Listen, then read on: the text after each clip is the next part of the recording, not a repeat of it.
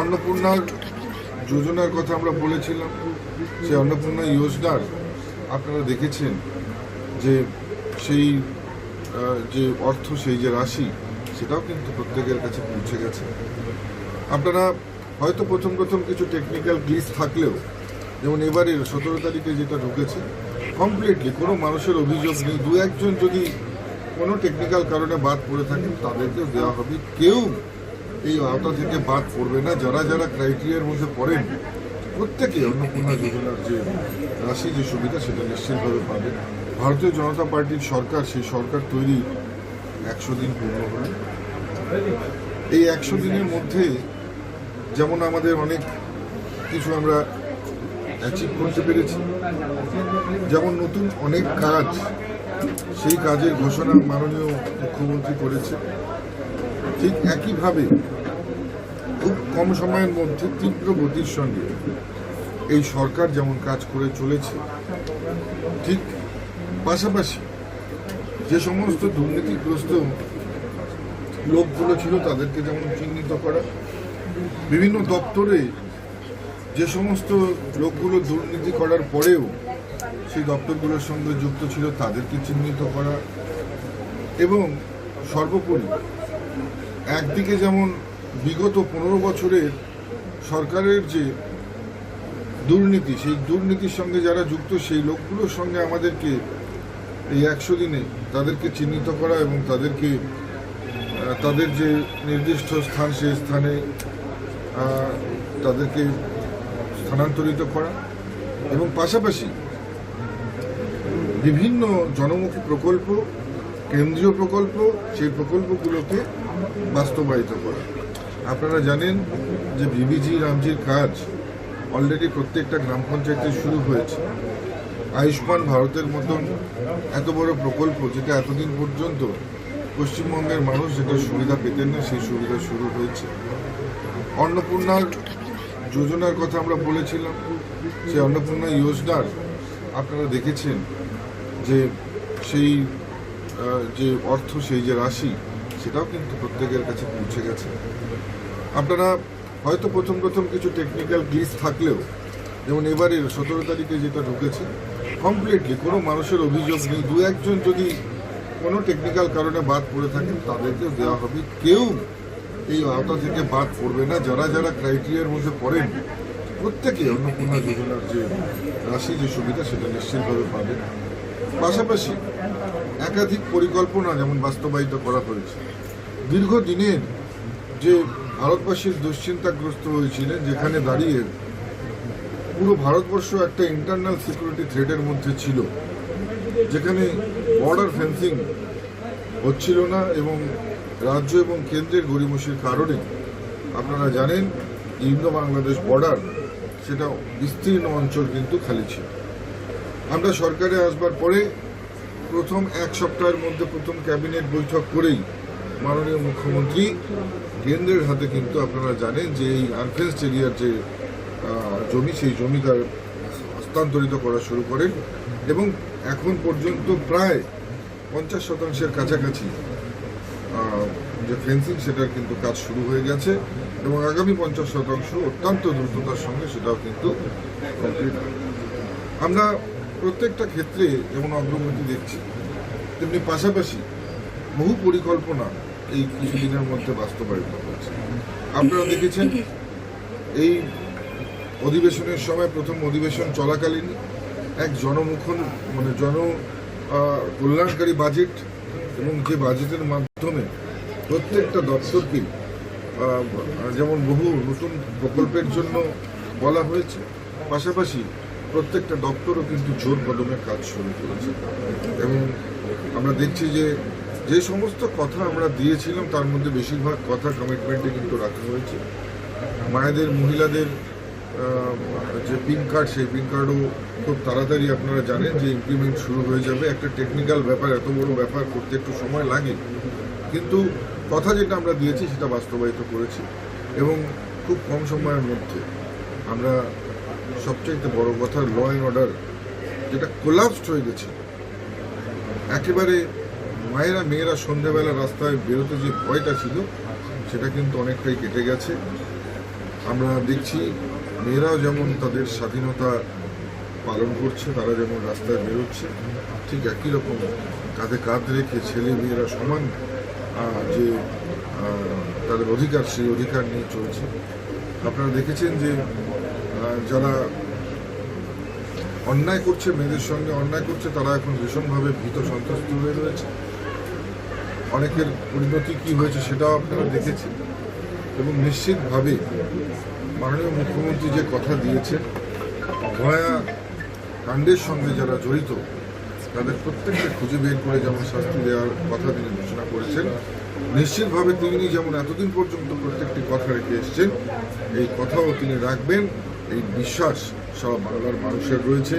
বাংলার মানুষ 100 দিনের, আমি বলবো যে 100 দিনে একটি শিশু মাতৃগর্ভ থেকে জন্মগ্রহণ করে গুটি গুটি পায়ে হামাগুড়িও দেওয়া শেখে না। সেখানে এই সরকার আপনাদের আশীর্বাদে, বাংলার প্রত্যেকটা জনগণ, বাংলার মানুষের আশীর্বাদে এই সরকার নিজের পায়ে উঠে যেমন দাঁড়িয়েছে, প্রচুর ঋণের বোঝা থাকা সত্ত্বেও যেমন জনকল্যাণকারী বিভিন্ন প্রকল্প হাতে নিয়েছে, তেমনি সেগুলোর বাস্তবায়নও খুব দ্রুত শুরু হয়েছে। আমরা নিশ্চিতভাবে বলতে পারি মানুষ আমাদের উপর যে বিশ্বাস রেখেছে, সেই বিশ্বাস, মানুষের বিশ্বাস আমরা রাখবো। देखिए, निश्चित रूप से हम लोग पहले भी कहा था, जब सरकार पे नहीं आया तब भी कहा था कि कोई भी दुष्कृति जो पश्चिम बंगाल में छुप कर बैठा है और ये सोच रहा है कि बंगाल उनको सिर्फ पैसे से, भाजपा की सरकार आने के बाद एक एक को हम लोग ढूंढ के निकालेंगे। और भाजपा की सरकार आया, लोगों का जो भाजपा की सरकार के प्रति और हम लोगों के प्रति जो विश्वास था, उसको और बढ़ाने के लिए निश्चित रूप से जो सभी एजेंसी है, एजेंसी निरपेक्षता के साथ कार्य करेगा। और भाजपा सरकार जितना भी सहयोग का जरूरत है, निश्चित रूप से भाजपा सरकार सहयोग करेगा, पश्चिम बंगाल की पुलिस सहयोग करेगा और एक एक दुष्कृतियों को ढूंढ के निकालने का কাম করে। দাদা, লাস্ট কোয়েশ্চেন, দিনহাটা মানুষ তারা গুরুতরভাবে আহত এবং মৃত্যু হয়েছে কিছু জনের, কি বলবেন এই বিষয়টা নিয়ে? তাদের পরিবারের পাশে সরকার থাকবে? দেখুন, এটা অত্যন্ত দুঃখজনক। নিশ্চিতভাবে তাদের পরিবারের পাশে সরকার থাকবে, আমরাও থাকবো। এবং এই ধরনের ঘটনা সবসময়ই দুঃখজনক। মানুষ, যে কোনো মানুষের চলে যাওয়াই আমাদের কাছে বেদনাময়। তো স্বাভাবিকভাবেই যে যারা এই ধরনের ঘটনার সঙ্গে যাদের পরিবারের লোকের মৃত্যু হয়েছে, নিশ্চিতভাবে সেই পরিবারগুলোর সঙ্গে সমব্যথায় ব্যথিত এবং নিশ্চিতভাবে তাদের পাশে। দাদা, আজকে দমদমের সাংসদ সৌগত রায়, তাকে ঘিরে কালো পতাকা এবং বিক্ষোভ দেখিয়েছে স্থানীয়। ये सौगत बाबू के साथ जो भी हुआ है, मैं कहूँगा कि ये ब्लैक फ्लैग दिखाना और ये सब जो है, ये लोगों के मन में जो टीएमसी के प्रति घृणा और जो इनके प्रति जो गुस्सा है, वो दिखाने का प्रयास है। लेकिन मैं कहूँगा कि ये सब कल्चर जो है, ये टीएमसी का कल्चर है और भाजपा का कल्चर में ये सब नहीं है। किसी को ब्लैक फ्लैग दिखाना, तोड़फोड़ करना या किसी को घेरना। मैं कहूँगा कि जो भी कार्यकर्ता लोग ये कर रहे हैं, अगर जो भी पार्टी का कर रहे हैं, भाजपा का लोग इसमें नहीं है, ये मेरा विश्वास है। अगर कोई भी है तो भी मैं कहूँगा ये करके सौगत जी को ज़्यादा माइलेज देना होगा। वो अपने ढंग से काम कर रहे हैं, उनका बातों का ऊपर किसी का भरोसा भी नहीं है, विश्वास नहीं है। तो वो जो कहता है कहने दीजिए ना। उनका कहने से झूठ कभी सच में बदल नहीं जाएगा और सच कभी झूठ में बदल नहीं जाएगा। तो उनका जो कहना है उनको करने दीजिए, ऐसा कुछ मत कीजिए कि उनको ज्यादा माइलेज मिल जाए। दादा, मोथाबाड़ी गिरफ्तार हुए हैं, क्या दिनहाटा सेफ पैसेज है ये सब चीजों के लिए? देखिए, हम लोग बार बार ये कहता कि पश्चिम बंगाल के साथ साथ उत्तर बंगाल में भी बहुत सारा ऐसा कट्टरपंथी एजेंसी जो है, उनकी चर, उनकी जो एजेंट यहाँ पर छुप कर बैठा है। और अगर बहुत ही गंभीरता के साथ इस विषय को देखा जाएगा और इसका तदंत होगा, तो निश्चित रूप में इसके पीछे टीएमसी के लीडर ही मिलेगा। और मैं कहूँगा कि जो भी एजेंसी इसका जांच कर रहे हैं, अगर कोई भी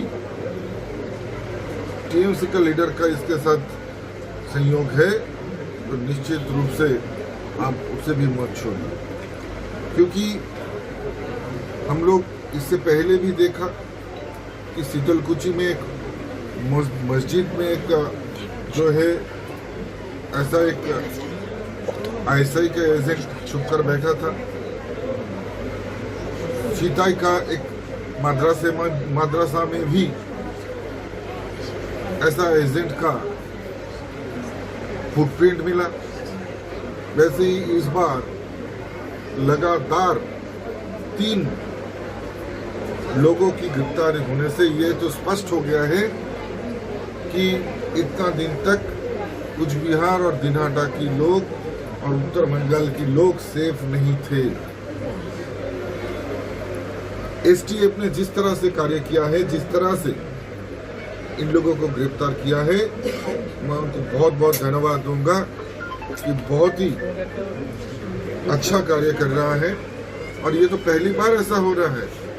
इससे पहले तो जितना भी जंगी या जितना भी टेररिस्ट पकड़ा जाता था, ज्यादातर बाहर की स्टेट से एसटीएफ आके पश्चिम बंगाल से अरेस्ट करके लेके जाता था। और इस बार पहली बार ऐसा हो रहा है जहां पर पश्चिम बंगाल की एसटीएफ बढ़ चढ़ कर कार्य कर रहा है और ऐसा दुष्कृतियों को ढूंढ के निकालने का काम कर रहा है। तो ये पहले का बंगाल पुलिस और अभी का बंगाल पुलिस का पार्थक्य, आप जो डिफरेंसेस है वो आप लोग खुद देख रहे हैं। तो मैं कहूँगा कि अभी तक इतना हम लोग आक्षेप से अभी हम लोग सोच रहे हैं, और बंगाल में भाजपा सरकार आने के बाद पहले भी हम लोग कहा था एक दुष्कृतियों को ढूंढ के निकलने का काम करेंगे, और अभी भी कहते हैं कि एक दुष्कृतियों को ढूंढ के निकल के ही छोड़ेंगे। ठीक है।